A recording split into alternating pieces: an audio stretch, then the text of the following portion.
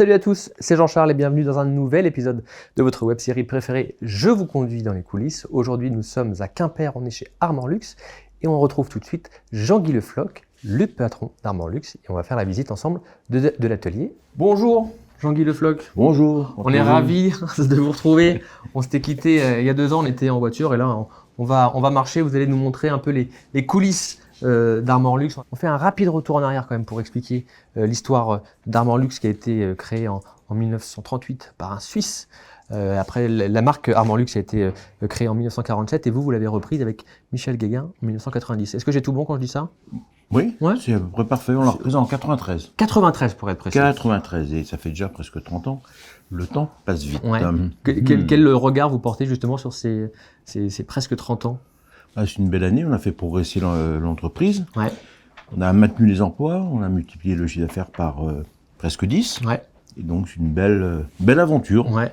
Voilà, une belle aventure. On a fait ce qu'on avait dit qu'on ferait, c'est on a sauvegardé les emplois, on a déployé l'entreprise et on a défendu les couleurs de la Bretagne. Voilà, c'est super. Donc hyper fier. On est fiers de nous. Ouais, fiers de vous. Vous allez en tout cas nous montrer une partie des équipes qui font toute l'armada offensive, on va dire, d'Armor Luxe. Donc ici, on est où?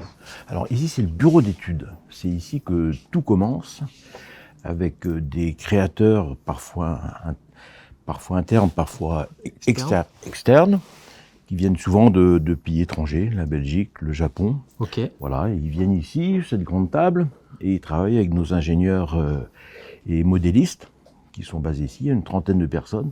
C'est là que les modèles sont imaginés, ouais, conçus, et ensuite développés par la chaîne industrielle. Ok. Voilà, et les couleurs, tout ça se fait ici. Bien sûr, les rayures aussi, parce que nous, on est le pays de la rayure.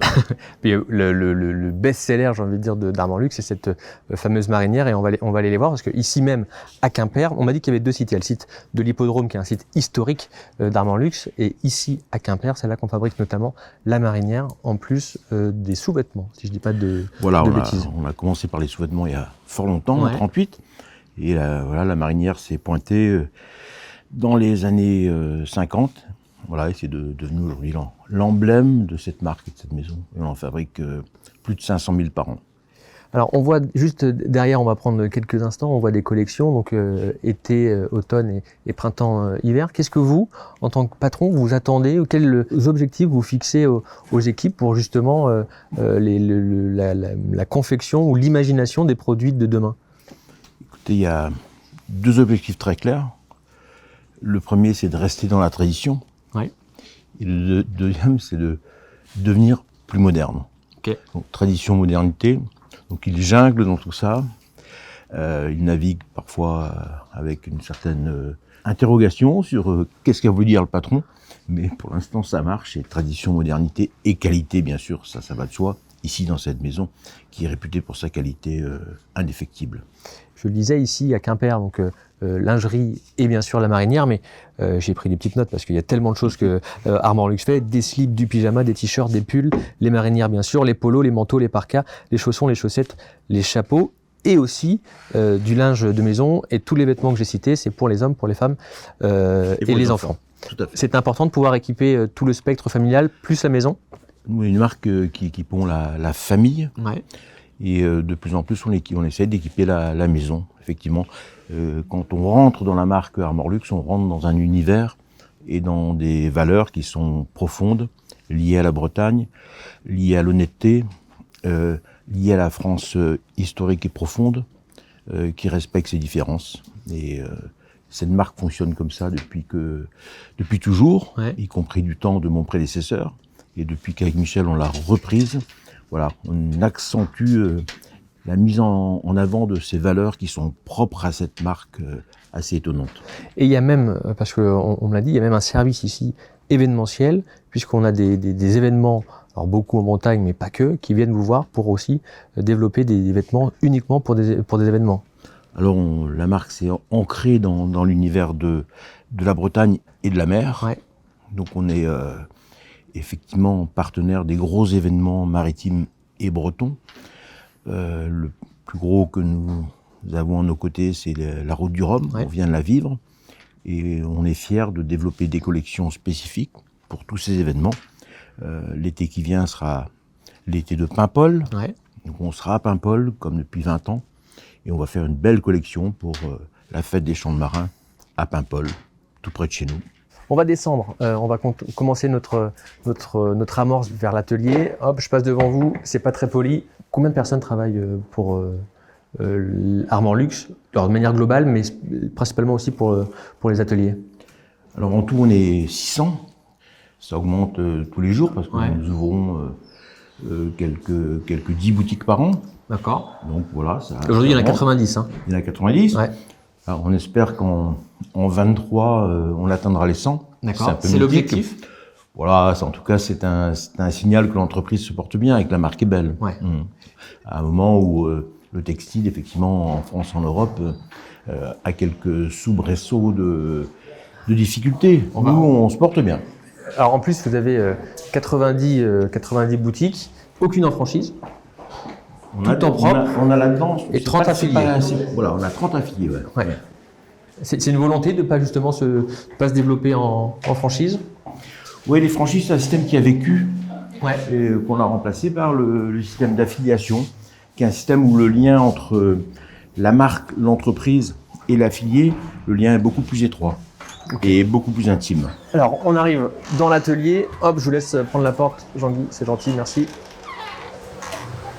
C'est un vrai privilège pour nous de pouvoir rentrer ici. On voit toutes ces petites mains qui s'affairent. On va faire le tour complet.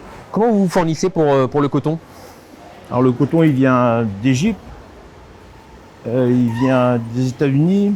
Ce sont les plus grandes filatures, Mondial. les plus grandes filatures, en tout cas de qualité, dans le monde occidental. Ouais. Malheureusement, en France, elles ont disparu, les filatures de coton. Donc voilà, on achète le meilleur coton du monde dans les plus belles filatures occidentales. Et vous le transformez à l'hippodrome, à l'atelier de l'hippodrome. Voilà. À l'hippodrome, c'est une vraie usine qu'on a avec 95 métiers à tricoter. Donc tout le tissu que vous voyez là est fabriqué à l'hippodrome. D'accord. Alors vous voyez, il y a des rayures dans tous les sens, Ouais. mais c'est notre spécialité. Donc on fabrique des tissus unis, mais beaucoup de rayés, avec des couleurs, bien sûr, diverses et variées, choisies par le bureau d'études qu'on a vu, et qui sont en fonction des tendances, des stylistes, des créateurs avec lesquels on travaille. Et vous avez même la possibilité sur certains de changer, de teindre vous-même.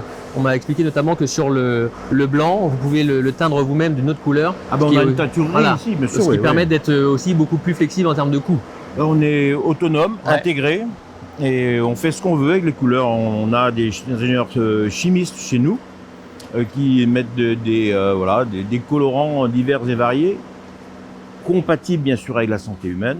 Et on fait nos propres teintures, mais elles sont ici complètement contrôlées. Et sur le plan de la sécurité humaine, c'est beaucoup mieux que de faire l'importation. Ouais.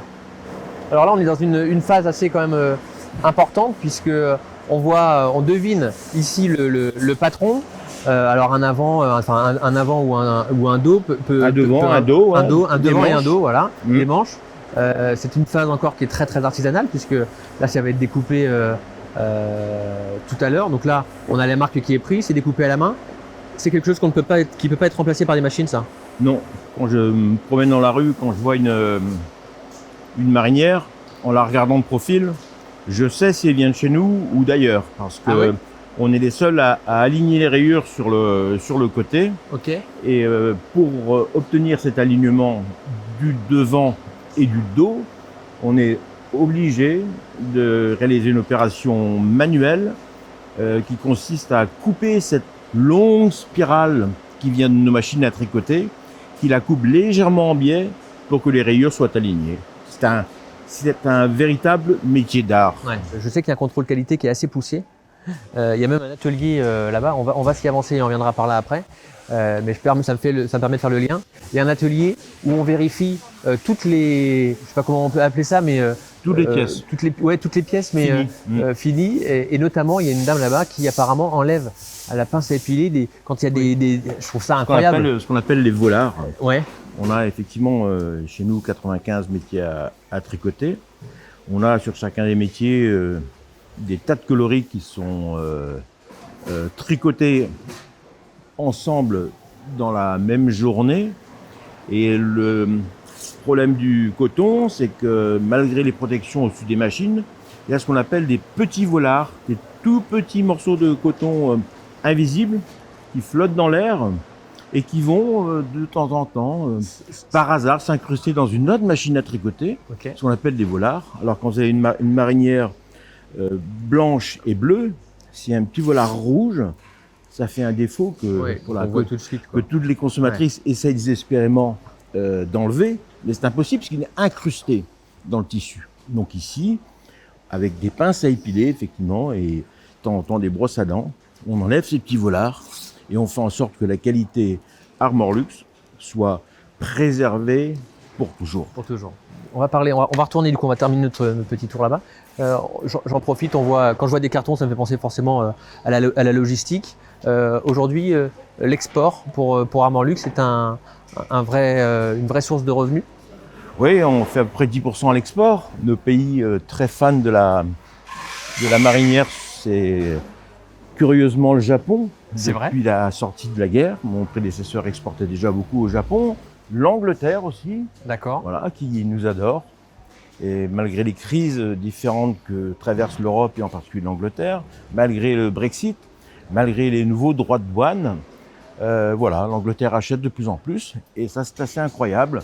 Les Anglais, pas seulement les Écossais ni les Irlandais, mais tout le Royaume-Uni achète des marinières Armorlux. Alors, est-ce que vous avez des points de vente là-bas aussi?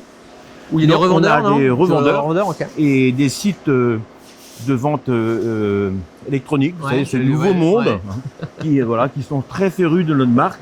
Le e-commerce. Le e-commerce, voilà, qui représente aujourd'hui un chiffre significatif aussi pour nous. Le e-commerce se développe beaucoup, en France bien sûr, mais en Allemagne, on a un site en langue native allemande et en Angleterre. Ok. Voilà, et tout ça a l'air de fonctionner. Bah, pas trop mal. On entend le bruit de la broderie. Oui. La broderie, c'est vraiment aussi un élément clé d'Armorlux parce qu'on est dans l'hyper-personnalisation. C'était important d'offrir ça aussi aux clients? Bah, c'est un atelier qui, ces temps-ci, travaille en 2-8 parce qu'on a de plus en plus de clients qui veulent personnaliser leurs vêtements. Ouais. Et on a nos grosses opérations commerciales avec des événements comme cette année la fête des champs de marins, le rhum, qui nécessite une personnalisation très sophistiquée, très belle des vêtements. Et si on a fait un carton sur le rhum à Saint-Malo, c'est parce que les personnalisations de nos vêtements de qualité étaient exceptionnelles. Donc voilà, on a été débordé par le consommateur qui s'est rué sur nos vêtements. Oh, tant mieux. Alors on a vu, on imagine à l'atelier de confection les modèles de demain. Ici, on les fabrique. Maintenant, il faut les vendre. On va à la boutique? Ah ben si vous voulez. Allez, on y va. Allez, on y va. On y va. Jean-Guy, là on est arrivé, on a quitté l'atelier et on est arrivé dans la boutique. Cette boutique, elle a une histoire. En fait, on a deux boutiques ici. Ok. On a celle-ci, qui est la boutique qu'on appelle entre guillemets fin de série. D'accord. Ici, on vend des collections anciennes et des vêtements pour lesquels il n'y a plus qu'une ou deux tailles. D'accord. Et ici, les prix sont tout à fait cassés. Ok. Et le consommateur, il trouve toujours son bonheur. Ça, c'est le premier point de vente qu'on a sur le site de Quimper, ici, à Kerdrognou. Et on a un deuxième point de vente, qui lui est un point de vente où on vend les collections qui sont en cours. Ouais. Et on vend aussi beaucoup de produits de nos confrères fabricants bretons d'agroalimentaire. Ok. Voilà, une petite épicerie de luxe breton. Ok. Et tout fonctionne bien. À la fois celle-ci et notre boutique d'en bas, vous verrez tout à l'heure, elle est opérationnelle à un point tel que en ce moment on recrute. C'est vrai. On recrute beaucoup. Ouais. Est-ce que vous êtes attentif à l'évolution du chiffre d'affaires des clientes? Est-ce que vous connaissez le panier moyen? Ah oui, non seulement on connaît le panier moyen, mais on connaît la typologie des clients. On connaît pratiquement client par client ce qu'ils achètent, ce qu'ils souhaitent, ce qu'ils attendent. On a des systèmes d'information qui sont aujourd'hui très pertinents, qui sont au top de ce qui se fait dans ce monde un peu cruel du textile. Donc on sait beaucoup de choses. Okay. Et on suit ça comme le lait sur le feu tous les jours. C'est secret de vous demander le panier moyen? Ici, non, c'est pas secret. Ici, il est exactement en ce moment de 87 €. Ok. D'accord. Alors quand vous dites ici, c'est ici, dans cette boutique? Ici, absolument. Ok. Et de manière générale, on est à peu près dans ces eaux-là? On est autour de 100 euros Autour de sur toute 100. la France. Ah oui, d'accord, ok. Ouais. On sort où pour aller dans l'autre boutique? On sort par ici. Allez, on y va. On vous suit.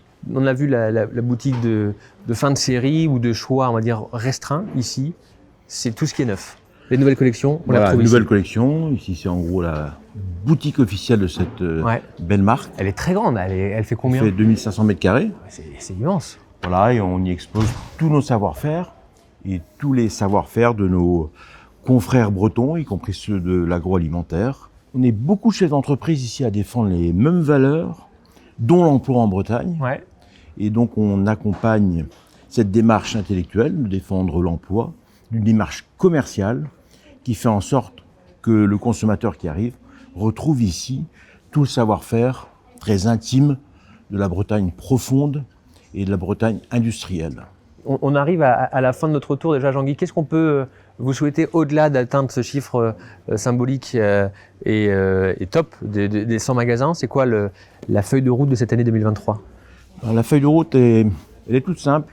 Je l'ai fixée à mes collaboratrices et collaborateurs. Aujourd'hui, on a à peu près 500 000 clients fidèles dans nos fichiers. Ouais. Je leur ai dit pour la fin de l'année qu'on soit monté à 600 000. Ok. Voilà, et ils se battent tous les jours. À commencer par le bureau d'études, Ouais. fabrique des produits exceptionnels, d'une qualité légendaire. Et grâce à ça, voilà, notre nombre de consommatrices et consommateurs augmente tous les jours. Donc c'est un beau projet que je Ouais. Donc, je leur mets entre les mains. il y a deux chiffres. 100 d'un côté, 600 000 de l'autre. Voilà. Ok. Bon, écoutez, merci beaucoup en tout cas, Jean-Guy Lefebvre, de nous avoir permis de visiter les coulisses de cette institution qu'est Armor Luxe. On va se retrouver très prochainement pour un nouveau numéro de Je vous conduis. Puis vous l'avez entendu, 2500 mètres carrés. Je suis pas rendu au bout, donc j'y vais. À bientôt. Je vous conduis vous a été présenté par le CIC Ouest.